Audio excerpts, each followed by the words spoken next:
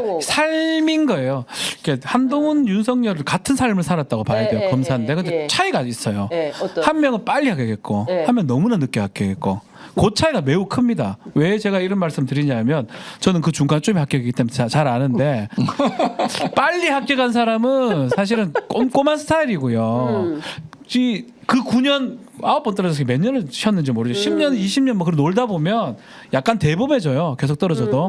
그게 아마 똑같은 삶을 살았기 때문에 검사의 삶이라는 건 맞지만 두 사람의 차이점이 아닌가 저는 생각이 들거든요. 그러니까 윤석열 대통령 보면 확 밀어붙이는 것도 있어요. 보면. 본인이 판단했을 때 그게 옳고 그름을 떠나서. 근데 한동훈 그 대표는 이제껏 보면 항상 판단이 좀 늦고 결단이 늦고 결심이 늦고 중요 시점에서 굽히는 모습이 많이 보였거든요. 네네. 그게 두 사람의 차이점이라고 좀 봅니다. 윤석열 대통령은 보면 이 뭐 9번 떨어지다 보니까 한번 껴안기도 해요. 이준석하고 싫은 사람도 확 껴안고 막 당구 치고 뭐 이런 게 많이 했기 때문에. 근데 앞에선 그러고 뒤에 이 새끼 한동훈은 즉각된 거예요. 한동훈은 고시가 그냥 즉각된 거예요. 그래서 뭔가 다른 그런 게 없어요. 자기 삶은 탁탁탁 순서대로 가는 사람이기 때문에 그게 아닐 땐 못하는 거예요. 그러니까 기획된 대로 그겁니다. 되는데 그게 안 되면 자기 생각 외의 걸 하지를 못하는 그게 거예요. 변수를 받아들이지를 못해요. 어렵다. 정치는 변수의 연속입니다. 변수야. 그리고 결단해야 되고요. 그렇지. 결심의 결심해야 학문이에요. 돼. 예. 그렇죠. 그게 굉장히 중요해요. 그거를 할 줄 알아. 김영삼 YS 보십시오. 그렇죠. 결단의 제 마왕 아니십니까?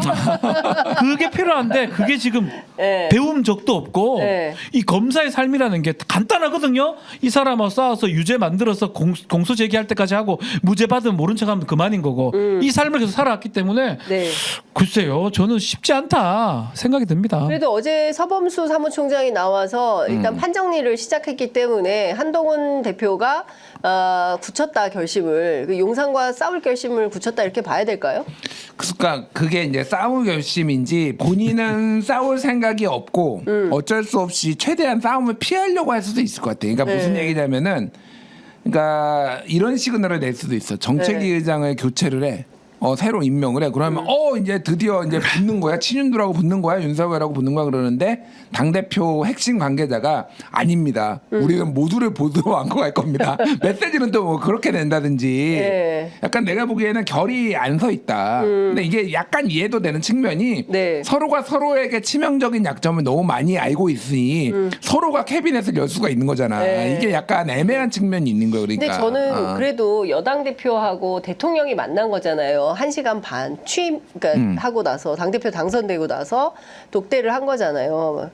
그 정진석 비서실장이 배석하긴 했지만 그러면 그 자리에서 다른 거 다 떠나서 위메프 팀원 이런 얘기 1조 피해액이 있는데 이거 어떻게 해결해야 되냐 이런 얘기는 1도 없어요. 오로지 권력 투쟁에만 몰입해 있는 거 아닌가. 그러니까 나머지는 관심이 없어요. 서천 화재 현장에 가서도 서천 그 피해에 대해서는 얘기도 안 하고 자기들 싸움하는 것만 얘기하고 지금도 마찬가지다. 그러니까 기본적으로 이 사람들은 권력 싸움에만 몰두하고 있지 왜 대통령을 하는지 왜 여당의 당대표가 된 건지 그래서 돼서 무슨 일을 하겠다는 건지 처음부터 그런 게 없었잖아요.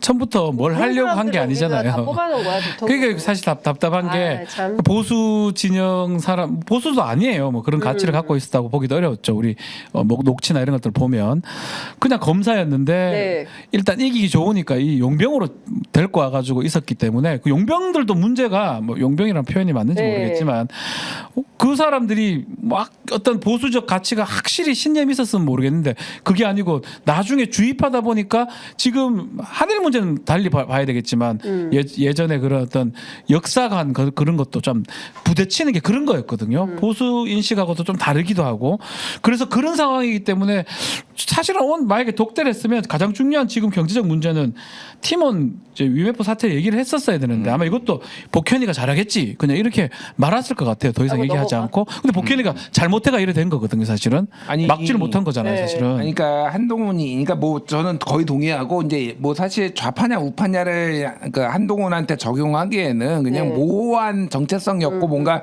본인의 사상에 대해서 생각도 안 해봤어요. 그러니까 본인은 검사만 했으니까. 네, 네. 근데 이제 뭔가 보수 우파의 뭔가 DNA를 막 이식하려고 하잖아. 그래서 최근에 그 이제 정보사 네, 그 네. 기밀 유출 관련해서 민주당이 간첩죄 개정을 막았다 막 이런 주장을 하고 그거 있잖아요. 가짜뉴스잖아요. 네, 그러니까 이거 사실관계가 틀렸고, 네. 그러니까 팩트 체크 기사도 노컷뉴스에서 나왔어요. 그때 반대를 한 거는 네. 당시 회의록을 보니까 법원 행정처에서 제동을 맞아요. 걸었다라는 거예요. 그러니까 예. 법무부는 하려고 했고 예, 예. 법원 행정처에서 건 거지. 그리고 야당 민주당이 발의한 법안은 3개, 네. 국민의힘이 발의한 거는 하나. 하나. 그리고 특히 국민의힘 조수진. 정점식 의원도 추가 검토 필요성을 제기했다. 지금 정책위의장 하시는 그분께서 공안검사 출신. 네, 공안검사. 국민의힘에서 가장 정책을 잘 안다라는 그분이 이거는 추가 검토해야 된다. 네. 이게 내용이 뭐냐 산업 스파이도 그러면 전부 다 간첩죄를 적용하는 게 적용할 맞냐. 거냐. 이게 이제 너무 예, 과하지 않느냐 그렇죠. 논란이 있었다라는 거예요. 형법으로 그러니까. 해결을 해도 되고 그다음에 또 뭐더라 다른 법이 또 있어요. 네. 그래서